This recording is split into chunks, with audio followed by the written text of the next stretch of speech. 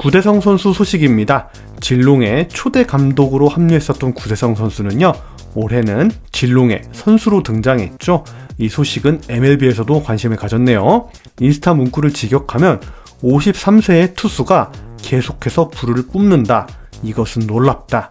53세 투수가 그들을 여전히 처리하고 있다. 라고 평가를 했네요.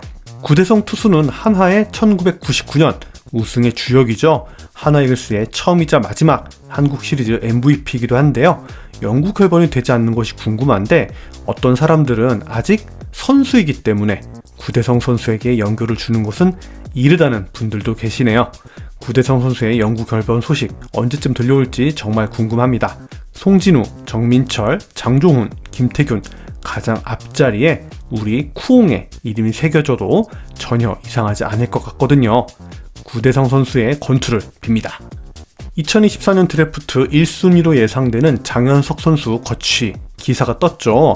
결론은 아직 한국 잔류냐 미국 진출이냐 어느 것도 결론 나지 않았다는 건데요. 본인은 1순위로 거론되는 것도 몰랐고 볼 스피드도 150이 안 나왔던 상황이었기 때문에 한국 잔류를 이야기했었는데 확정이다 라고 와전되었다고 이야기했습니다. 현재 상황은요, 고3 시즌을 겪어본 후에 상황을 봐서 결정하겠다는 뜻인데 역시 사람 일은 지나봐야 하는 거죠. 저도 기사만 보고 확정이라고 영상도 만들긴 했지만 솔직히 팬심으로 160 가깝게 던지는 투수가 우리 팀으로 와주길 바라는 마음으로 좀 질러본 측면도 있습니다. 이런 상황이라면 앞서서 영상으로 소개해드렸던 장충고 황준서 선수에게도 관심을 가져야 하는데요. 작년 고등학교 2학년 신분으로 유일하게 청소년 야구 대표팀에 뽑힐 정도로 완성형 제구를 가졌다는 평가를 받는 황준서 선수는요, 장현석 선수가 혹시라도 미국행을 선택할 경우에 강력한 1옵션으로 떠오르겠네요.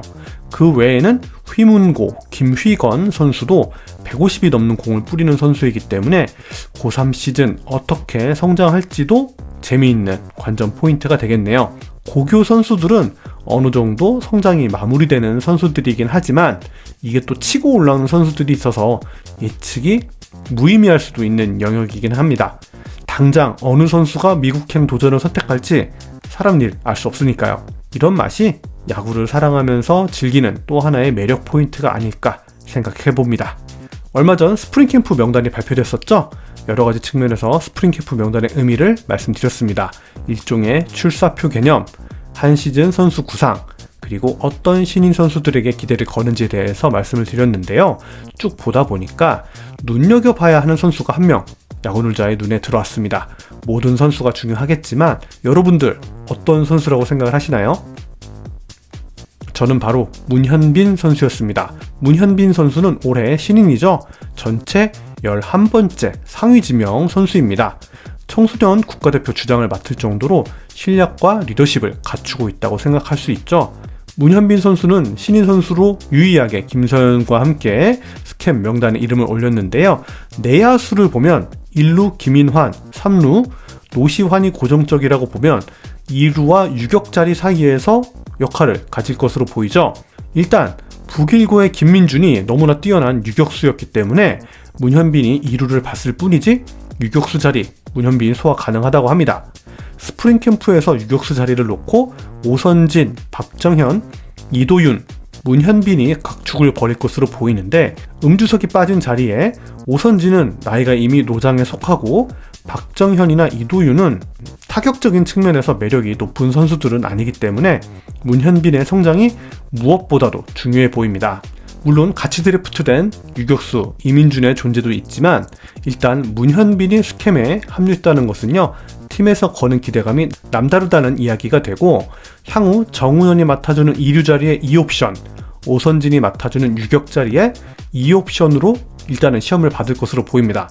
솔직한 심정으로 내야 자원으로 김태현 선수를 데리고는 가지만 진롱에서 확인된 실책만 4개 정도, 제가 본 것만 4개 정도를 범했으니까 내야 수비가 가능한지 여부가 정말 의문입니다. 김태현 선수에게는 미안하지만 스프링캠프 명단에는 내야수가 8명 탑승을 했지만 실제적인 내야수는 7명이라고 봐야 할 것 같아요. 그리고 박정현, 이도윤 선수 정도는 수비가 우선인 선수라고 보면 타격과 수비가 어느 정도 되는 선수다, 이런 선수들은 5명 정도가 남죠. 그렇기 때문에 문현빈 선수의 성장이 무엇보다 중요한 스프링 캠프가 아닌가 생각이 듭니다. 투수진은요, 작년과 비교해보면 그나마 스프링 캠프에 합류할 만하다라는 자원들로 채워져서 격세지감을 좀 느끼는데, 나는 좌익수다를 펼치는 외야, 그리고 음주석이 이탈한 내야는 아무래도 헐거워 보이는 것이 사실이죠. 상위 순번으로 11번째 지명된 문현빈 선수인 만큼 경험치 쑥쑥 먹고 선배들 다 밀어내고 내야 한 자리 본인 것으로 만들었으면 좋겠네요. 후배가 또 이렇게 열심히 하고 잘하는 걸 보여주면 팀 차원에서도 선배들이 더 분발하지 않을까요? 그렇다면 손혁 단장님이 말씀하신 진정한 경쟁이 되지 않을까 생각을 한번 해봤습니다. 마지막으로 안타까운 소식입니다.